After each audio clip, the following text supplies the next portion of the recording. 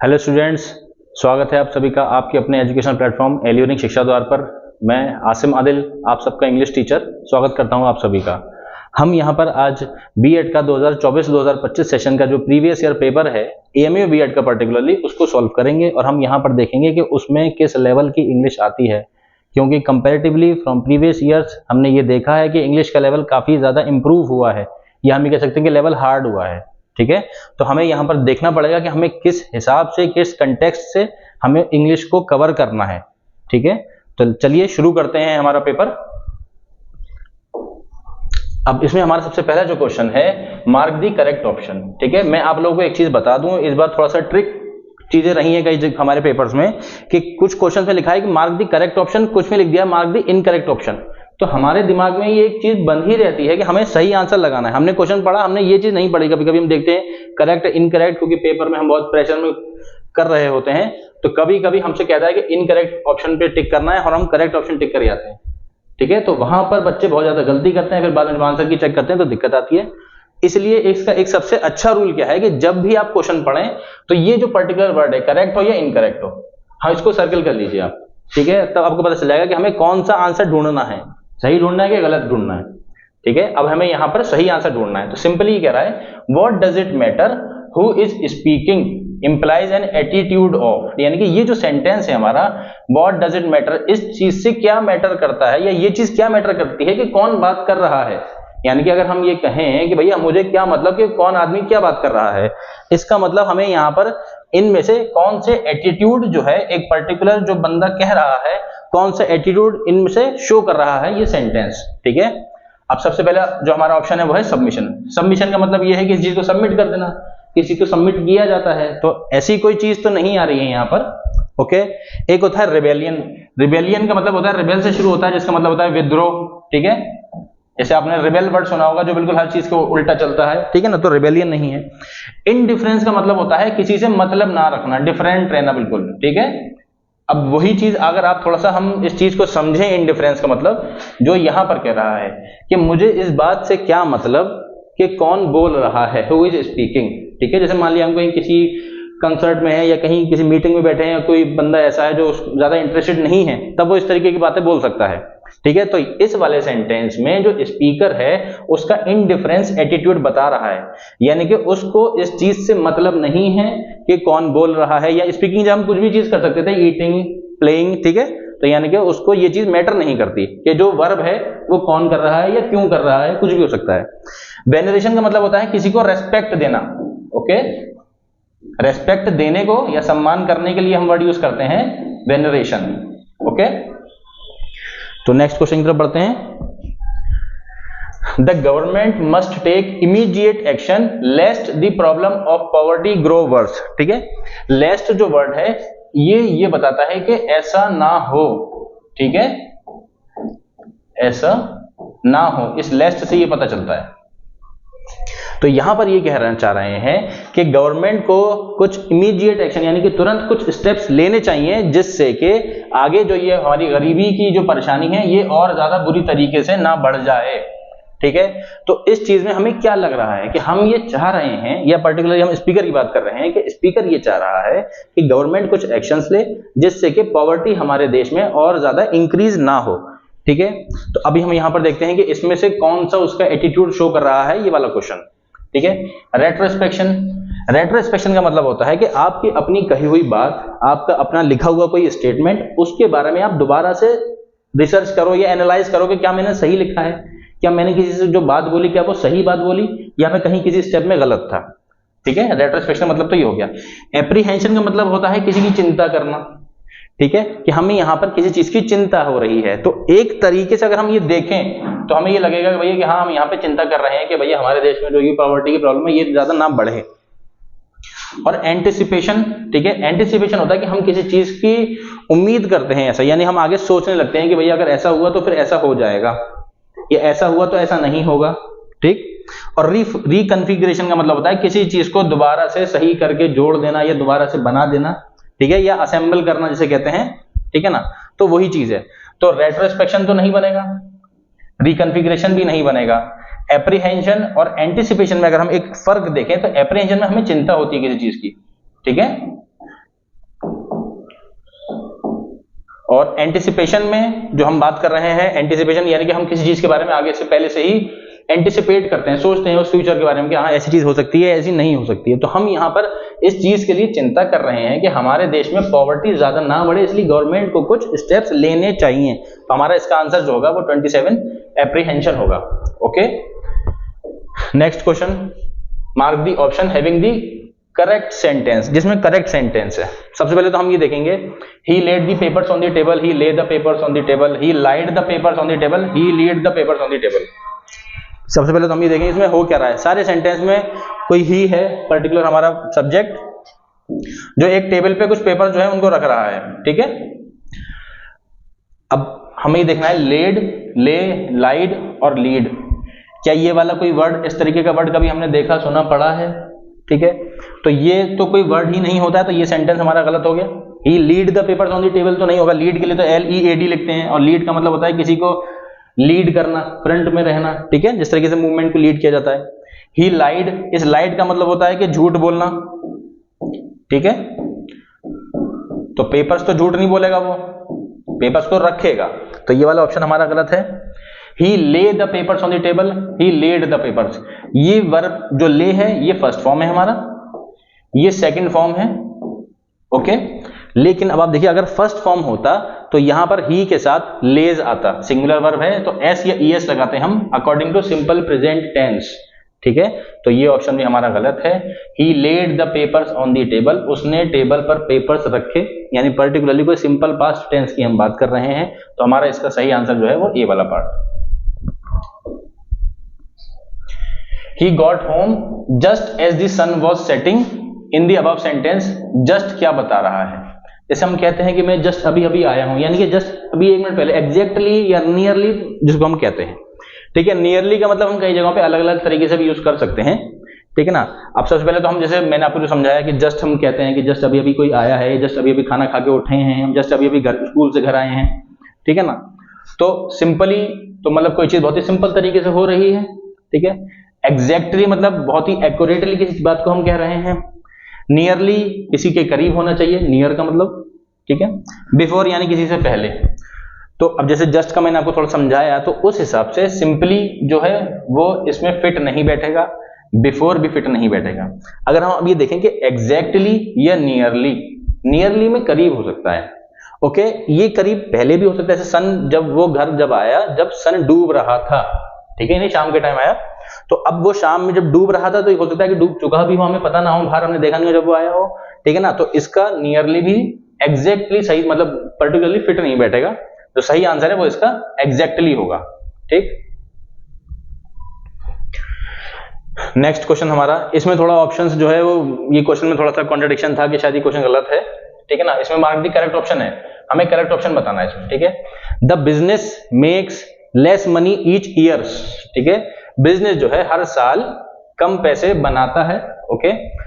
अब the business makes, अब यहां पे द बिजनेस आ रहा है, पहली चीज तो ये सिंगुलर हो गया, जब द की बात कर रहे हैं पर्टिकुलर किसी एक सिंगल एक बिजनेस की बात कर रहा है, ठीक है ना। तो ये हमारा सिंगल सब्जेक्ट है, ओके।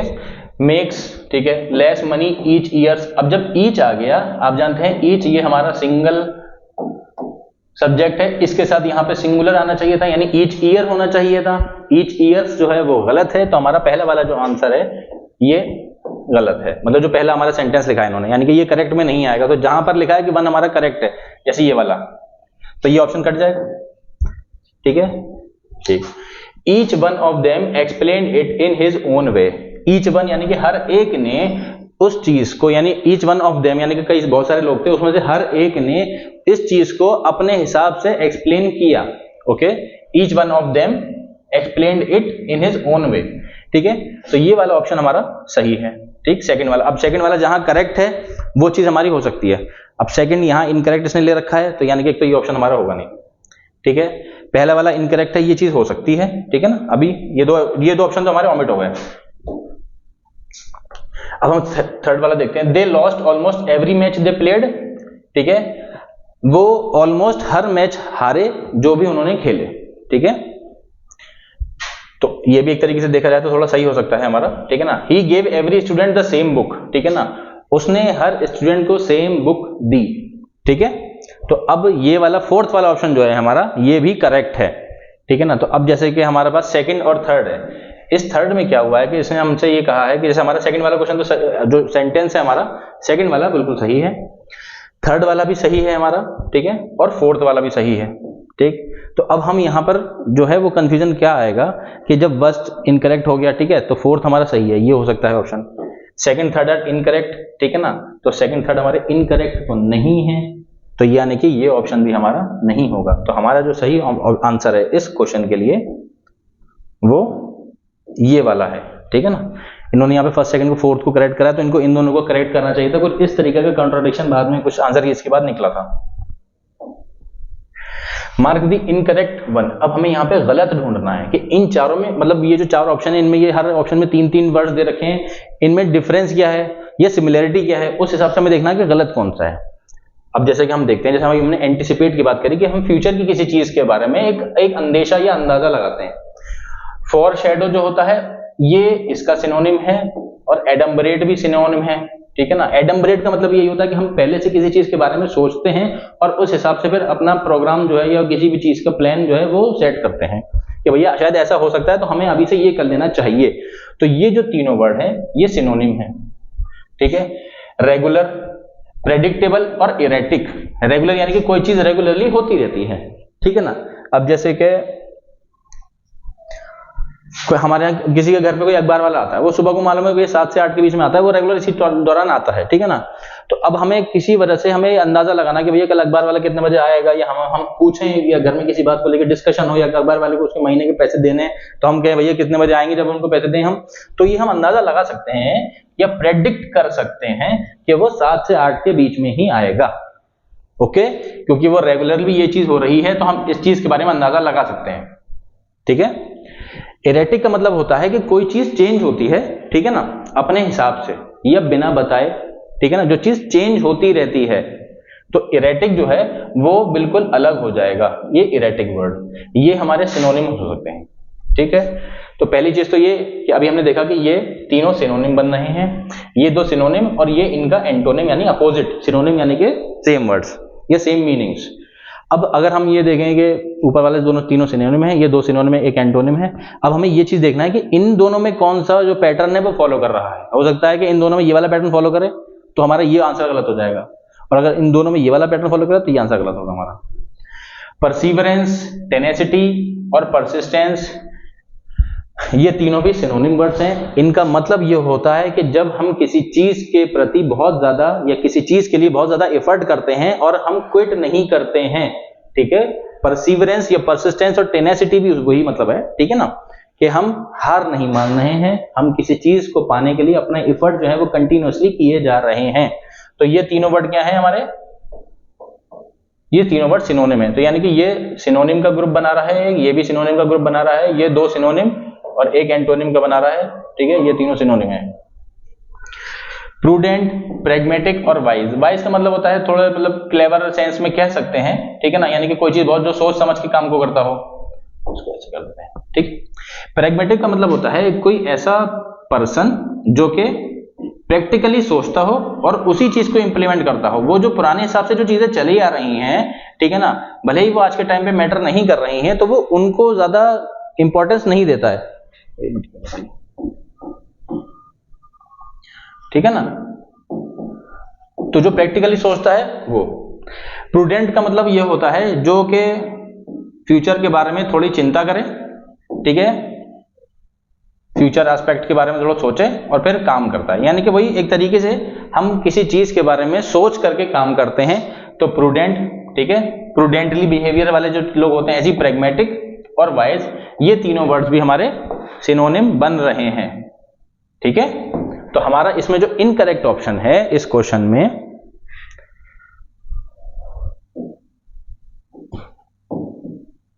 जो हमारा इनकरेक्ट बनेगा इस वाले क्वेश्चन में, वो हमारा सेकंड वाला क्वेश्चन बनेगा, क्योंकि इसमें दो सिनोनिम और एक एंटोनिम बन रहा है।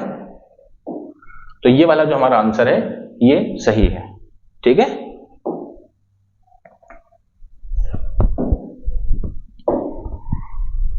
मार्क द करेक्ट ऑप्शन, इसमें हमें सही ऑप्शन बताना है। ओके, ये करेक्ट इनकरेक्ट को हमेशा अंडरलाइन, वो सर्कल कर लो, अंडरलाइन कर लो, स्टार बना लो उस पे, ठीक है, ये क्वेश्चन पे स्टार बना लो तो पता रहेगा। When did you arrive to India? They agreed about most things. Most of the members are accused for corruption. He is getting anxious about money. ठीक है ना। तो अब हम यहाँ देखेंगे इन सेंटेंस में से हमारा करेक्ट कौन सा है और इनकरेक्ट कौन सा है। सबसे पहले तो हम देखेंगे When did you arrive to India? जब हम किसी कंट्री के या किसी जगह के बारे में बात करते हैं तो अराइव इन कहते हैं। ओके, ये हम जब हम प्रीपोजिशन पढ़ेंगे तब उसमें हम देखेंगे अराइव के साथ, ठीक है, अराइव के साथ जो है वो इन आता है एज अ प्रोपोजिशन। ठीक है, तो हमारा ये वाला आंसर जो ये जो सेंटेंस है मतलब ये गलत है। They agreed about most things, ठीक है, एग्रीड के साथ अबाउट नहीं आता है, एग्रीड के साथ आता है टू। ठीक है, तो हमारा ये वाला जो सेंटेंस है ये भी गलत हो गया। ठीक, most of the members are accused for correction. ठीक, तो इसमें यह है कि ज्यादातर मतलब most of the members are particular, किसी कोई कमीशन होगा या कोई कमिटी होगी, कोई ग्रुप होगा, कोई बोर्ड होगा, उसके बहुत सारे मेंबर जो हैं वो एक्यूज्ड फॉर करप्शन है। ठीक है, तो एक्यूज्ड फॉर नहीं होगा, इसका एक्यूज्ड ऑफ होता है, एक्यूज्ड के साथ होता है ऑफ। ठीक है, and he is getting anxious about money, यानी कि एंशियस यानी कि एंजाइटी से बना है ये वर्ड। एंजाइटी, एंशियस का मतलब होता है परेशान होना। ठीक है ना, यानी पैसे को लेकर कोई आदमी परेशान रहता है तो he is anxious about money. तो इसमें ये वाला गलत है और इससे फोर्थ वाला सही है।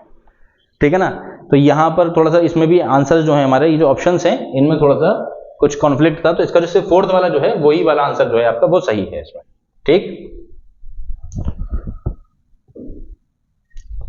Along the road came a strange procession। Procession का मतलब अगर हम प्रॉपर हिंदी में लिखें तो ये होता है जुलूस। ठीक है, ये जो भीड़ एक तरीके से मतलब पर्टिकुलर किसी चीज का मूवमेंट करते हुए चलती है। ठीक है ना, वो है। अब यहाँ पे ये कह रहा है कि ये जो सेंटेंस लिखा है along the road came a strange procession, road के साइड अचानक से एक, मतलब अचानक तो नहीं कि एक जुलूस आ गया या जुलूस निकल रहा था। ठीक है ना, ये चीज यहाँ क्या बता रहा है, एजर्शन, इन्वर्जन, कन्वर्जन या एप्लिसिस। ठीक है ना, एप्लिसिस का मतलब होता है कि किसी चीज के बारे में हम जगह छोड़ देना। जगह कैसे छोड़ देना, जैसे हम पढ़ते हैं कोई सेंटेंस लिखा है हमारे पास, ठीक है, इस सेंटेंस के बाद हमने ईटीसी लगाया, फिर डॉट डॉट डॉट लगा दिया, या कई जगहों पे हम कोई सेंटेंस लिखते हैं फिर उसके आगे डॉट डॉट डॉट लगा देते हैं, देखिए आगे हम समझ जाएंगे क्या चीज होती है। ठीक है ना, जैसे हम पहले बहुत बड़े बड़े क्वेश्चन होते थे हमारे पास स्कूल में, हमने क्वेश्चन नंबर 1 डाला, फिर लिख दिया व्हाट, व्हाट के बाद ये डेट डेट डैश लगा के नेम करके आगे हमने फुल वो क्वेश्चन मार्क लगा दिया। तो ये जो डेट डैश चीज जो ये हम लगा देते हैं ना, इसको कहते हैं एलिप्सिस। ओके, कन्वर्जन का मतलब आप लोग बहुत अच्छे से समझते ही होंगे, किसी चीज को कन्वर्ट करने को कन्वर्जन कहते हैं। ठीक है ना, किसी चीज को हम जैसे जो उसका पर्टिकुलर फॉर्म है या पर्टिकुलर टाइप है उसको चेंज करके दूसरे फॉर्म दूसरे टाइप में कर रहे हैं, तो इसको कह दिया हमने कन्वर्जन। इन्वर्जन का मतलब क्या होता है कि कोई चीज अपनी जिस पर्टिकुलर प्लेस या पोजीशन में है उस पोजीशन को चेंज कर रहे हैं हम। ठीक है, इन्वर्जन में से कोई चीज ऐसी है इसको मैंने ऐसे ये कर दिया तो ये इन्वर्जन हो गया, ऐसी थी तो ऐसे कर दिया, ये इन्वर्जन हो गया। ठीक, एजर्शन का मतलब ये होता है कि हम किसी चीज या अपने पर्टिकुलर स्टेटमेंट, अपने सेंटेंस के प्रति बहुत ज्यादा कन्फर्म होते हैं कि हाँ ये जो मैं कह रहा हूं वो बिल्कुल सही है। ओके, तो ये होता है एजर्शन। ठीक है, तो इस जो सेंटेंस में हम यहाँ बात कर रहे हैं कि along the road came a strange procession, road के सहारे, यानी रोड अलोंग द रोड होता है रोड के साइड में। ठीक है ना, रोड के साइड में एक जुलूस निकल रहा था या जुलूस आ गया, तो यहां पर हमारा इन्वर्जन फॉलो नहीं हो रहा है, कन्वर्जन फॉलो नहीं हो रहा है, एलिप्सिस फॉलो नहीं हो रहा है, तो हमारा इसका आंसर है एसर्शन या एजर्शन कहते हैं इसे। टेक द एप्रोप्रिएट, यानी एप्रोप्रिएट का मतलब करेक्ट बताना है हमें। ठीक है, कंफ्यूज नहीं रहना है। ठीक, टू लुक ओवर समथिंग। ठीक है, अच्छा एक होता है ओवरलुक। ठीक है, फ्रेजल वर्ब में हमारे ओवरलुक और लुक ओवर हम ये देखेंगे इसमें। ठीक है ना, लुक ओवर, ओवरलुक का मतलब होता है कि किसी चीज को नजरअंदाज कर देना यूजुअली। ठीक है, लुक ओवर का मतलब होता है जैसे कहते हैं कि भैया जरा सा लुक ओवर करिए, कहते हैं ना हम एग्जाम देने जा रहे होते हैं तो सुबह को नोट्स खोलते हैं जल्दी जल्दी, यार एक नजर मार लूं, तो वो जो एक नजर मारना जो चीज होती है ना उसे इंग्लिश में कहते हैं हम टू लुक ओवर, यानी कि एक जल्दी जल्दी से एक थोड़ा सा हम ऊपर ऊपर के मेन पॉइंट या जो हमने कुछ हाईलाइट करे होते हैं पॉइंट वो देख लेते हैं। ठीक है, तो अगर आप मेरी इस बात से समझ गए कि हमें जल्दी जल्दी देखना है, ठीक है ना, तो अब हम यहाँ पर इनमें ऑप्शन में कैसे फिट करेंगे। क्लोज रीडिंग, बहुत करीब से पढ़ना है। ठीक है ना, अब बहुत करीब से पढ़ने का तो टाइम नहीं है ना, भी एग्जाम होने वाला है सुबह कोई। स्लो रीडिंग, बहुत आराम से पढ़ना है, तो बहुत आराम से पढ़ने का भी टाइम नहीं है। करसरी रीडिंग और डीप रीडिंग, डीप रीडिंग में बहुत गहराई से पढ़ना है, यानी उसको बहुत एकदम पूरे सारे कंसेप्ट को समझते हुए पढ़ना है, ऐसा भी नहीं करना है हमें यहाँ पे। तो इसका जो सही आंसर है वो है करसरी रीडिंग। ठीक है, करसरी रीडिंग का मतलब जिसको हम फास्ट रीडिंग कह सकते हैं। ठीक है ना, या हाँ कर्सरी रीडिंग वही चीज है कोई। तो इसमें ये लुक ओवर जो मतलब है, ठीक है, टू लुक ओवर समथिंग यानी उसको एक जल्दी जल्दी एक नजर पढ़ लो या एक नजर भांप लेते हैं ना, वो चीज करनी है हमें। Mark the odd one out, ठीक है ना। अब इस ऑड वन में परफंक्ट्री का मतलब होता है किसी चीज को अच्छे तरीके से फंक्शन करना। कोई भी आपका जो काम है, पर्टिकुलरली आपको जो ड्यूटी मिली है उसको आप बहुत अच्छे तरीके से करते हैं, ठीक है। सुपरफिशियल मतलब किसी चीज के बारे में ज्यादा नहीं सोचना और काम कर देना, ठीक है। विदाउट थिंकिंग कोई आप प्लान एग्जीक्यूट करते हैं या प्लान बनाते हैं, ठीक है ना, विदाउट थिंकिंग, ठीक है ना। ये समझने के लिए थोड़ी हो सकता है राइटिंग अजीब लग रही हो अभी, ठीक है ना। डिसल्टरी का मतलब भी यही होता है कि हम सोचते नहीं है। जो आदमी पर्टिकुलर ऐसा होता है जो विदाउट थिंकिंग ही काम करता है सारा, ठीक है ना। ये भी बट एक ऑलमोस्ट सिनोनिम से ही है। प्रोफाउंडली का मतलब ये होता है कि जब हम किसी काम को करते हैं, ठीक है ना, और उसके बारे में आगे उसके कॉन्सिक्वेंसेस नहीं सोचते हैं कि हम क्या कर रहे हैं तो इससे कॉन्सिक्वेंस क्या होगा। इसमें क्या होता है कि हमने पास्ट ही नहीं सोचा, ठीक है ना। जैसे मान लीजिए सुपरफिशियल पर्टिकुलरली वर्ड यूज करते हैं जब हम कोई प्लान एग्जीक्यूट करते हैं, तो जब प्लान हमें कोई बना रहे हैं तो हमें ये सोचना पड़ेगा कि भैया किसी भी पर्टिकुलर कोई मतलब हम काम कर रहे हैं या हम कुछ अब हम हमें बीएड की तैयारी करनी है तो हम पहले प्लान बनाना पड़ेगा। प्लान बनाने के पहले हमें प्रीवियस पेपर जो देखने पड़ेंगे। तो हमें इसमें जरूरी नहीं है फ्यूचर के बारे में देखना है। प्रोफाउंडली में हमसे फ्यूचर कॉन्सिक्वेंसेस के बारे में सोचते हैं, ठीक है ना। सुपरफिशियल में हम पास्ट भी देखते हैं। तो ये भी तकरीबन छोटा मोटा मतलब तरीके से देखें तो वो भी यही होगा कि बिना सोचे हम काम कर रहे हैं, बिना फ्यूचर के कॉन्सिक्वेंस के बारे में सोचे हुए। तो इसमें जो ऑड वन है हमारा वो है परफंक्ट्री, जिसमें हम किसी भी चीज को फंक्शन अपनी ड्यूटी को बहुत अच्छे तरीके से कर रहे हैं। यानी कि अगर हमारा जो प्लान बनाने का जो तरीका है उसको हम अच्छे से बना रहे हैं, किसी चीज के बारे में फ्यूचर में अगर एस्पेक्ट सोच रहे हैं तो वो एस्पेक्ट्स को सोच के भी हम चल रहे हैं। Mark the correct meaning of anatopism. अब एनाटोपिज्म का मतलब होता है, अब इसमें बहुत सारे ऑप्शंस मतलब अलग अलग वर्ड्स होंगे इनके। तो एनाटोपिज्म का जो पर्टिकुलर वर्ड है वो है जियोग्राफिकल मिसप्लेसमेंट। गलती से ज्योग्राफिकल किसी जगह की मिसप्लेसमेंट हो जाती है, ठीक है ना। अब जैसे कि आपने शायद कहीं न्यूज वगैरह में सुना होगा कि कई जगहों पर जो कंट्रीज के बीच में एक पर्टिकुलर रीजन को लेकर के कुछ कॉन्फ्लिक्ट चल रहा होता है और कोई दूसरी इंटरनेशनल ऑर्गेनाइजेशन जो होती है वो एक कोई मैप बनाती है, उस मैप को लेकर के वो जगह किसी दूसरी कंट्री में दिखा देते हैं। जैसे कि रिसेंटली अभी चाइना ने कुछ मतलब अरुणाचल प्रदेश में करा था, कुछ इंडिया का कुछ हिस्सा अपने मैप में दिखा दिया था। तो वो जो चीज होती है, ठीक है ना, वो इंटेंशनली करा तो एक अलग चीज है, लेकिन जो गलती से जब हो जाता है तो वो मिसप्लेसमेंट जो हुआ वो गलती से हुआ है, उसे एनाटोपिज्म कहते हैं। ओके, जैसे गलती से हम कोई मैप बना रहे हैं और मैप में हमने मतलब पाकिस्तान को हिस्सा अपने अंडर दिखा दिया या म्यांमार का कोई हिस्सा हमने हमारी इंडियन टेरिटरी के अंडर दिखा दिया, तो ये है हमारा geographical misplacement. The meaning of anachronism. Anachronism हमारा देखिए ये क्रोन से ही बनना है। क्रोन का पर्टिकुलरली जो वर्ड होता है वो मतलब होता है टाइम से, जैसे क्रोनोलॉजी कहते हैं, ठीक है। तो एनाक्रोनिज्म का मतलब है एरर होना, वही जो हमने देखा भी कि एरर आ रहा है या मिसप्लेसमेंट हो रहा है। तो यहां पर टाइम के बीच में यानी क्रोनोलॉजी जब हमारी गलत हो जाती है, ठीक है ना, वो है हमारा एनाक्रोनिज्म। जैसे हम हिस्ट्री पढ़ते हैं कि बैटल ऑफ पानीपत है, कि बैटल ऑफ पानीपत सेकंड है, थर्ड है, जो भी है, ठीक है ना, एंग्लो मराठा वॉर है, ठीक है ना, ये सब क्योंकि बहुत सारी चीजें साथ साथ चलती नहीं, ठीक है ना। तो उनमें कभी हम कंफ्यूज हो जाएं और डेट्स को या टाइम को आगे पीछे कर दें, वो हमसे जो गलती हुई है वो उसे कहेंगे एनाक्रोनिज्म। ओके, क्योंकि हमने जो टाइम पीरियड था उसको थोड़ा आगे पीछे कर दिया, ठीक है ना। अच्छा, ये एरर नहीं थे, एरर यानी कि गलती से जो चीज हो रही है, ठीक है ना, जिसके बारे में मतलब कि पहले से सोच के नहीं किया जा रहा है। Choose the correct option. Correct expression बताना है हमें इस इडियम का। नो रॉकेट साइंटिस्ट, ठीक है ना। रॉकेट साइंटिस्ट यानी कि मतलब जो रॉकेट बना रहे हैं, जब कोई जो रॉकेट साइंटिस्ट होते हैं उनके बारे में हम हमारी एक मतलब एक अपना ओपिनियन है कि बहुत ही ज्यादा इंटेलिजेंट लोग होते हैं, नो डाउट होते भी हैं, ठीक है। तो बहुत ज्यादा समझदार हैं, बहुत ब्रिलियंट हैं वो लोग, ठीक है ना। तो अगर हम ये कहना है कि यार वो कोई रॉकेट साइंटिस्ट थोड़ी नहीं है, रॉकेट साइंटिस्ट यानी कि कोई बहुत ज्यादा वो ब्रिलियंट नहीं है, बहुत इंटेलिजेंट नहीं है, ठीक है ना। तो ऐसे बंदे के बारे में बात कर रहे हैं हम, ठीक है। अब इसका सही मतलब क्या क्या हो सकते हैं, देखो पहला ऑप्शन क्या है, not a very intelligent person, जो भी हमने कहा, तो ये हो सकता है। ओके, सीक्रेटिव पर्सन, जो बहुत ही अपनी चीजों को सीक्रेट रखता हो, जैसे तकरीबन कुछ इंट्रोवर्ट टाइप कह सकते हैं। स्पॉइलर, ठीक है ना। स्पॉइलर यानी कि वो जो चीजें अगर उसको कोई सीक्रेट्स पता चलते हैं तो वो सब जगह बता देता है। स्पॉइलर यानी कि जैसे हम देखते हैं कि कोई ऐसी चीज जो अभी छुपा के रखनी है लेकिन वो लोगों को उस चीज के बारे में रिवील कर देता है, तो वो स्पॉइलर। ये दोनों वर्ड तो नहीं है। नॉट अ रॉकेट साइंटिस्ट, कि वो रॉकेट साइंटिस्ट ही नहीं है, ये पर्टिकुलर रॉकेट साइंटिस्ट की ही बात कर रहा है कि भैया हम क्या कह रहे हैं वो रॉकेट साइंटिस्ट थोड़ी नहीं है, तो इसका मतलब यही नहीं है कि रॉकेट साइंटिस्ट नहीं है, ठीक है ना। जैसे ईडीएम का मतलब होता है कि वो मुहावरे जो होते हैं, ठीक है ना। अब जैसे मुहावरे में तो हम ये भी कहते हैं कि भैया बंदर कहते हैं अदरक का स्वाद, तो बंदर ने अदरक खाई कि नहीं हमें पता तो नहीं ना। तो वही चीज है यहाँ पे, ये पर्टिकुलर जो रॉकेट साइंटिस्ट है ये एक्चुअल में रॉकेट साइंटिस्ट की ही बात कर रहा है, तो ये वाला ऑप्शन नहीं है। इसका सही आंसर है ये वाला, ए वाला, कि भैया कोई बहुत ही ज्यादा इंटेलिजेंट पर्सन नहीं है वो। मार्क द इनकरेक्ट एग्जाम्पल, हमें इसमें इनकरेक्ट एग्जाम्पल बताना है जो कंडीशनल क्लॉज है। ओके, कंडीशनल क्लॉजेज हम जब पढ़ेंगे, ठीक है, तब उसमें देखेंगे हम, ठीक है। Were he our leader had not, ये हैडंट कहते हैं, इसको ये हैड नॉट पढ़ते हैं, hadn't they spend all their money, if I had been there to see the procession, had they not exhausted all their resources. अब आपको दो तीन चीजें जो कंफ्यूज करेंगी वो ये कि यहां पर जब वर है और ही है तो यानी कि ये गलत है, ही के साथ तो वॉज आता है, तो वॉज आना चाहिए। लेकिन यहां पर जब हम कंडीशनल सेंटेंस पढ़ेंगे, जब हम किसी चीज को इमेजिन करते हैं, इमेजिनेटिव सेंटेंस में, कि अगर मैं चिड़िया होता तो मैं पूरे आकाश में उड़ता रहता, ठीक है ना, अगर मैं स्पाइडरमैन होता तो मैं तो जमीन पे तो चलता ही नहीं मैं।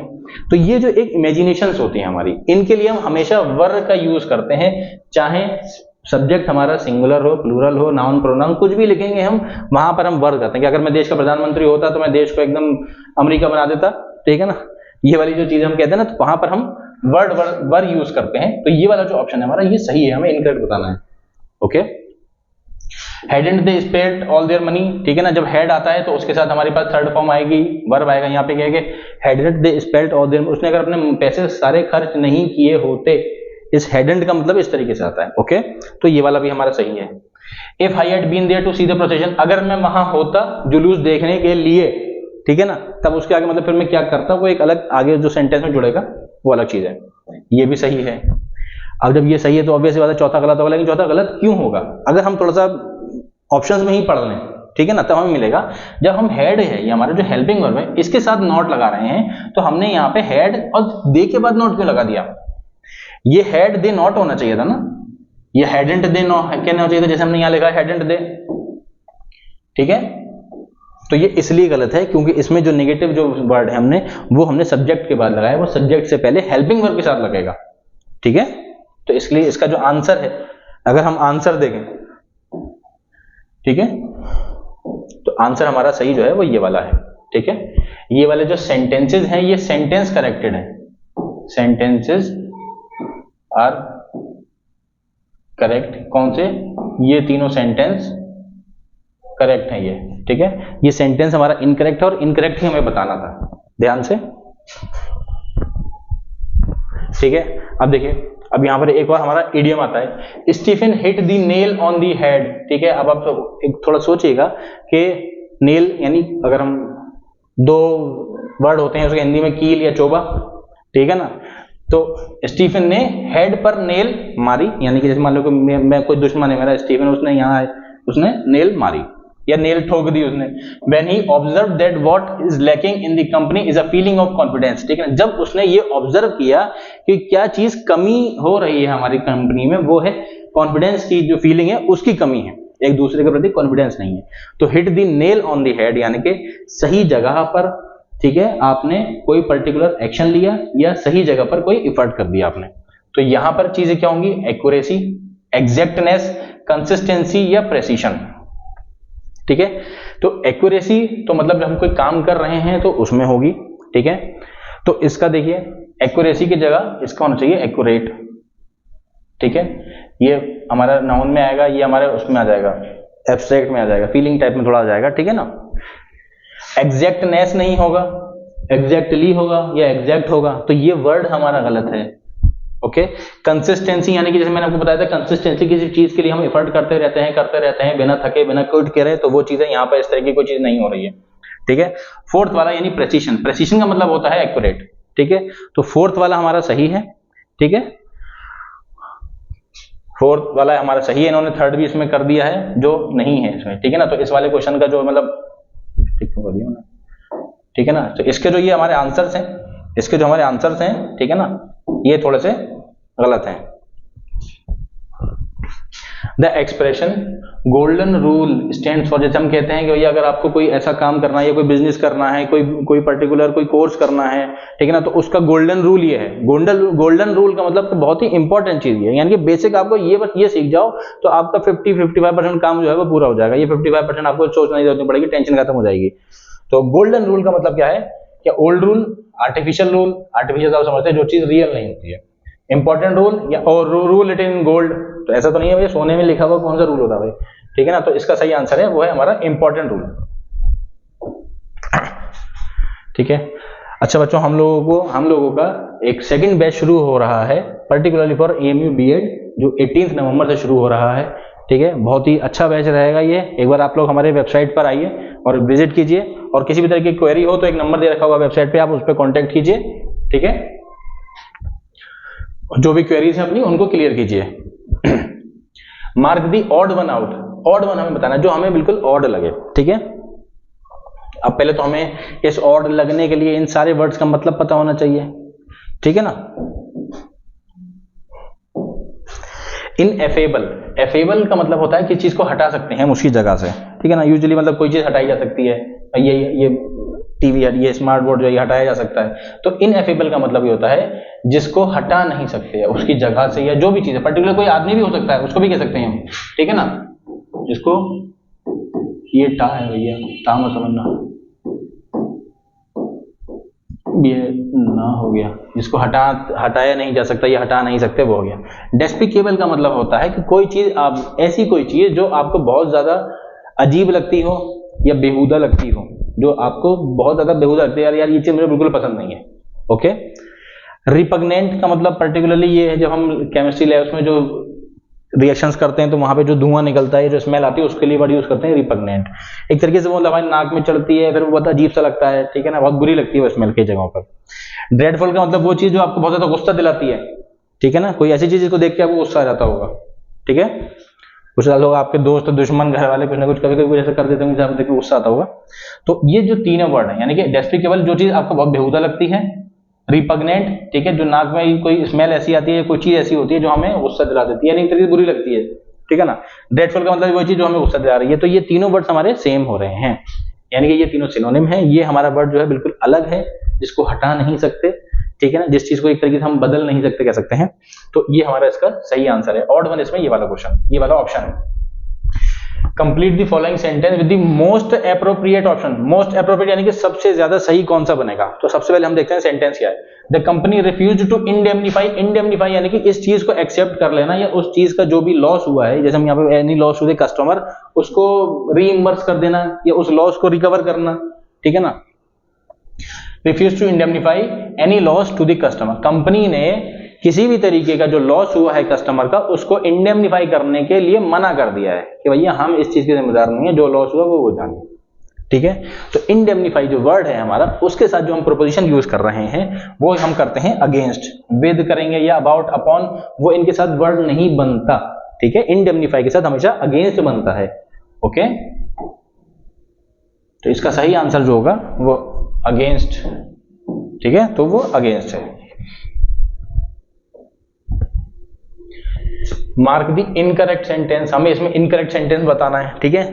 The image is resembled by you, your life will be changed by this book, many schemes have been launched by the state governments in public welfare, he might being made a fool of, ठीक है ना। तो अब हम थोड़ा ध्यान से देखें तो ये बाय यू और बाय दिस बुक और बाय द स्टेट गवर्नमेंट आ रहा है, ये तीनों सेंटेंस हमारे ऊपर वाले जो हैं ये पैसिव वॉइस में है, ओके। ये वाला हमारा सिंबल है, ठीक, एक्टिव वॉइस में। अब हम समझते हैं क्या कहना चाह रहे हैं। The image is resembled by you, ये रिजेंबल यानी कि कोई चीज एक उसके जैसे लगती है। कभी कभी आपको कोई मतलब कोई पर्टिकुलर कोई रैंडमली कोई शख्स ऐसा मिला होगा जो आपको लगा होगा यार ये तो कुछ मेरे उस रिश्तेदार जैसा लग रहा है या मेरे किसी दोस्त जैसा लग रहा है, तो वो उसे रिजेंबलेंस कहते हैं, कोई चीज मिलती जुलती लगती है जब, ठीक है। The image is resembled by you, ठीक है, इमेज तुम्हारे द्वारा मिलती जुलती लग रही है। Your life will be changed by this book, तुम्हारी जिंदगी बदल जाएगी इस बुक के द्वारा, ठीक है, जब मतलब ऑब्वियसली बुक पढ़ेंगे जब भी तो बदलेगी। Many schemes have been launched by the state governments in public welfare, public welfare में स्टेट गवर्नमेंट्स के द्वारा या स्टेट गवर्नमेंट ने बहुत सारी स्कीम्स लॉन्च करी हैं। तो ये वाला सही है, ये सही है। He minds being made a fool of, ठीक है ना। ही माइंड्स यानी कि जब हम माइंड करते हैं तो यानी कि वो इस चीज को बहुत माइंड करता है या उस चीज को बहुत सोचता है कि अगर उसको कोई फूल बनाता है, तो यानी कि किसी को फूल बनाते हैं, किसी के साथ मजाक करते हैं इस तरीके का, तो वो चीज कुछ लोग ऐसे होते हैं जो ज्यादा उस चीज को दिल पे ले जाते हैं ना, तो इस तरीके की बात कह रहा है यहाँ पे। तो इसका सही आंसर जो होगा वो ये होगा, ठीक है, क्योंकि हमारे ये तीनों जो ऑप्शन है बी, सी और डी ये सही हैं। जो रॉन्ग है वो ये वाला है, तो इसका सही आंसर है ये। क्यों? क्योंकि the image is resembled by you नहीं होगा, इसका पैसिव वॉइस नहीं बनता है कि यू रिजेंबल दिस इमेज, तो दिस इमेज या the image is resembled by you नहीं बनेगा, क्योंकि इमेज किसी पर्टिकुलर शख्स की तरह लगे या वो शख्स इमेज की तरह लगे तो उसमें कोई किसी एक दूसरे के द्वारा कोई काम नहीं किया जा रहा है, ठीक है, कोई पर्टिकुलरली वर्ब कोई एक सब्जेक्ट कर रहा हो अगर, तब ये चीज होगी, ठीक है। अच्छा, ये बहुत इंपॉर्टेंट क्वेश्चन है, मार्क द करेक्ट वन, ठीक है ना। अब इस करेक्ट वन में हमें ये ब्रैकेट दे रखा है कि इसमें हमें ये जो अंडरलाइन दे रखे हैं सब में, ठीक है ना, ये हमें बताना है कि कोऑर्डिनेट क्लॉज है, नाउन क्लॉज है, सबऑर्डिनेट क्लॉज है और एडवर्ब क्लॉज है। हमेशा ध्यान रखिएगा कि सारे क्लॉज जो होते हैं, सारे क्लॉज एक्सेप्ट कोऑर्डिनेट क्लॉज, ठीक है ना, सब डिपेंडेंट होते हैं, यानी कि अगर आप उनको अलग लिखेंगे तो उनका कोई मतलब नहीं बनेगा, ओके। कोऑर्डिनेट क्लॉज जो होता है वो इंडिपेंडेंट होता है, अगर आप उसे अलग लिखते हैं, ठीक है, तो वो एक अपने आप में सेंटेंस या एक पर्टिकुलर मीनिंगफुल चीजें बना सकता है, ठीक। लेकिन अच्छा, उसमें कोऑर्डिनेट क्लॉज जो होता है वो हमेशा एंड, बट या और से जुड़ा रहता है, एंड से जुड़ेगा या बट से दो सेंटेंस जुड़ेंगे, ठीक है ना।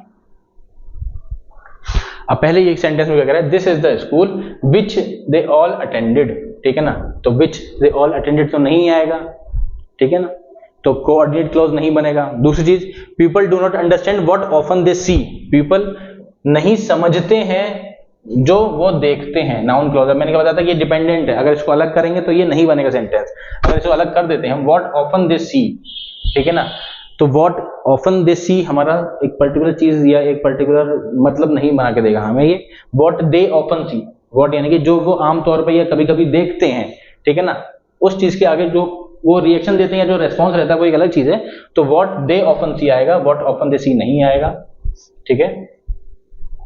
दे went to market and bought some books, subordinate clause, ठीक है ना। सबऑर्डिनेट क्लॉज क्या होता है, डिपेंडेंट रहता है लेकिन वो उसी चीज के बारे में आगे और इंफॉर्मेशन दे रहा होता है, वो मार्केट गए और कुछ बुक्स खरीदी, ठीक है, ये हो गया, यानी कि वो मार्केट गए और कुछ बुक्स खरीदी, तो सबऑर्डिनेट क्लॉज ने मार्केट के बारे में और इंफॉर्मेशन नहीं दी है, ठीक है, उन्होंने जो काम करा वो बताया। Money is the thing which determines the value of everything in the market, money वो चीज है जो कि डिटरमाइंस करता है मार्केट में किसी भी चीज की वैल्यू, ये जो एक्चुअल में यानी कि मनी की एक इंपॉर्टेंस, मनी की प्रॉपर्टी बता रहा है, तो ये एडजेक्टिव क्लॉज हो जाएगा हमारा, ये एडवर्ब क्लॉज नहीं होगा,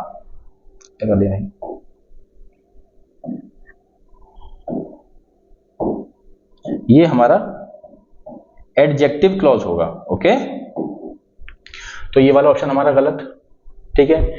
ये एंड कोऑर्डिनेट क्लॉज हमेशा एंड बट और से जुड़ता है, तो ये गलत, ठीक, ये वाला गलत, और सेकंड वाला हमारा जो है सही है, व्हाट दे ऑफन सी आएगा। Next question, complete the following sentence with the most appropriate, यानी बिल्कुल हमें इसमें सही यानी करेक्ट चीज भरनी, इसमें हमें करेक्ट वाला बताना है। I have some questions dash your decision, मेरे पास कुछ क्वेश्चंस हैं, मेरे कुछ क्वेश्चंस हैं डैश योर डिसीजन, आपके डिसीजन के लिए, ठीक है ना, तो for your decision, for decision के लिए हो सकते हैं, कंसर्निंग योर डिसीजन के जो आपके डिसीजन के लिए एक कंसर्न है, ठीक है ना, एक चिंताजनक बात है, ये उस चीज के बारे में हम सोच सकते हैं कि हाँ मेरे कुछ क्वेश्चंस हैं जो आपके डिसीजन से कंसर्न करते हैं। विद योर डिसीजन, डिसीजन के साथ, टुवर्ड्स योर डिसीजन की तरफ, तो ये दो वर्ड तो इनका तो मतलब ही नहीं बनेगा, ठीक है ना। फॉर योर डिसीजन नहीं बनेगा, जब कोई चीज किसी के लिए होती है तब कहते हैं this is for you, I have gift for you, ठीक है ना, तो वो चीज होती है। अब जब यहाँ पे क्वेश्चंस हैं तो कंसर्निंग योर डिसीजन, कि आपके डिसीजन पर वो कंसर्न करेंगे, यानी कि जो मेरे क्वेश्चंस हैं उनके बारे में एक बार सोचा जाए तो हो सकता है कि डिसीजन में कुछ चेंज आए, तो इसका आंसर है सही हमारा concerning. Mark the incorrect mode of speech and point of view, incorrect mode of speech बतानी है हमें, डायरेक्ट स्पीच, ऑब्लिगेशन, प्रोहिबिशन या necessity. The doctor said that they would have to stop smoking। अब देखिए direct speech में हमारा comma होता है, इन्वर्टेड कॉमा होता है, सब सेंटेंस होते हैं, तो डॉक्टर सेड दैट नहीं आएगा, ठीक है ना, क्योंकि हम जो ये कॉमा और एपोस्ट्रोफी, ये जो इन्वर्टेड कॉमास होते हैं उन्हें हटा के दैट लिखते हैं, तो ये डायरेक्ट नहीं है, इनडायरेक्ट है, ठीक है, और हमें इनकरेक्ट बताना है, तो मेरे ख्याल से तो यही हो गया, ठीक है ना।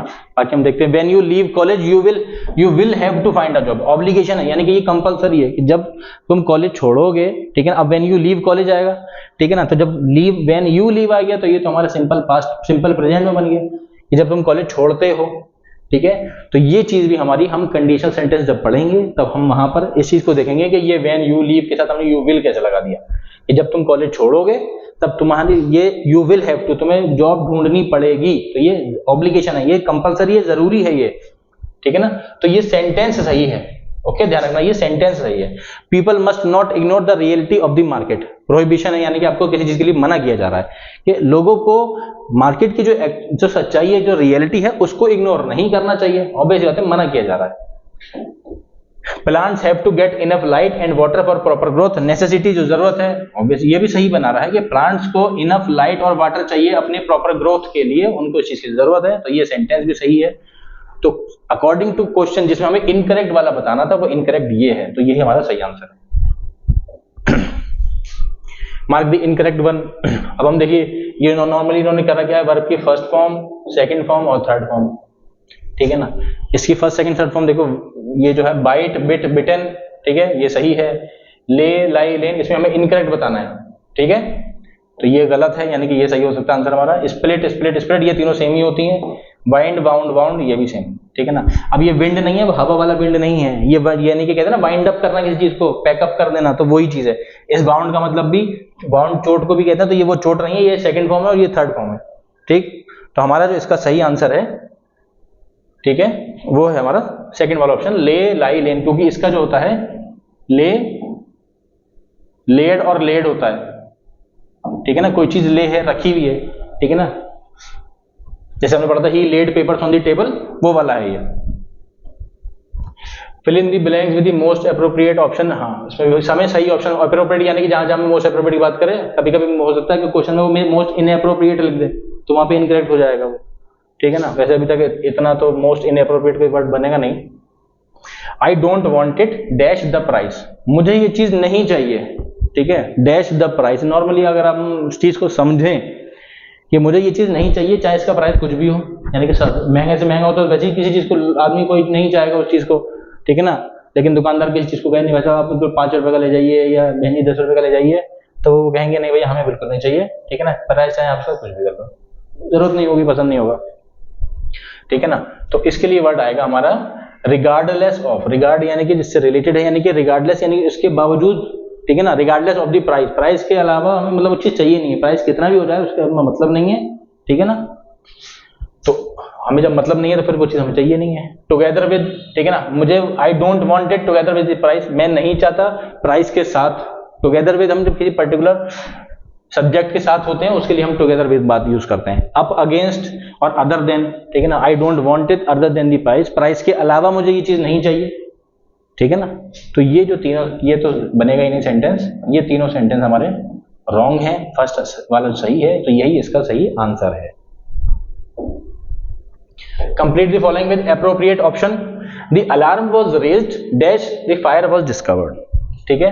अब आप देखिए कि अलार्म रेज किया गया यानी बजाया गया एक तरीके से, ठीक है, जब, या डैश कह सकते हैं हम, फायर वाज डिस्कवर्ड, जब फायर जो है वो पता चला कि हाँ आग लग गई है उसके बारे में। इन स्पाइट ऑफ, मतलब इसके बावजूद, फ्रॉम यानी कि कहीं से, कोई फ्रॉम अ प्लेस, ठीक है, वाइल या जब, ठीक, या एज सून एज जितनी जल्दी हो सका, ठीक है ना। तो इसमें इसके बावजूद यानी कि इन स्पाइट ऑफ ये तो नहीं बनेगा, हमें एप्रोप्रिएट यानी कि हमें सही करेक्ट वाला बताना है, ओके। फ्रॉम पर्टिकुलर किसी प्लेस की बात कर रहे हैं हम यहाँ पे, तो किसी जगह से तो हमें फायर पता नहीं चली है, ये किसी जगह पे तो हमने अलार्म नहीं रेज किया है, तो ये गलत होगा, ठीक है। वाइल यानी कि जब आता है, यानी कि जब दो काम एक साथ हो रहे होते हैं, ठीक है ना, कि मतलब कि जब तुम पढ़ रहे थे मैं खेल रहा था, इस तरीके से, ठीक है ना, तो वो चीज यहाँ पे नहीं होगी, ठीक है, क्योंकि पहले आग लगी है उसके बाद ये बजाया गया है। तो कहने का मतलब ये है कि अलार्म जो है वो बजाया गया एज सून एज, ये सही आंसर है इसका, जितनी जल्दी फायर के बारे में पता चल गया, ठीक है, कि as soon as the fire was discovered. अब हम इसके सही, जितनी जल्दी फायर के बारे में पता चला गया तुरंत ही जो है वो अलार्म जो है वो रेस कर दिया गया, ओके। तो अब इसके नेक्स्ट हमारा, अच्छा ये खत्म होते, तो ये हमारा जो था बीएड 2024-25 वाले सेशन का प्रीवियस ईयर पेपर था। आपने इसमें देखा होगा कि किस तरीके के लेवल है, बहुत अच्छा लेवल है पेपर का, ठीक है। तो आप लोगों को अच्छी खासी मेहनत करनी है, ठीक है, और best of luck, all the best for इसके लिए, ठीक है ना, अच्छे से तैयारी करिए।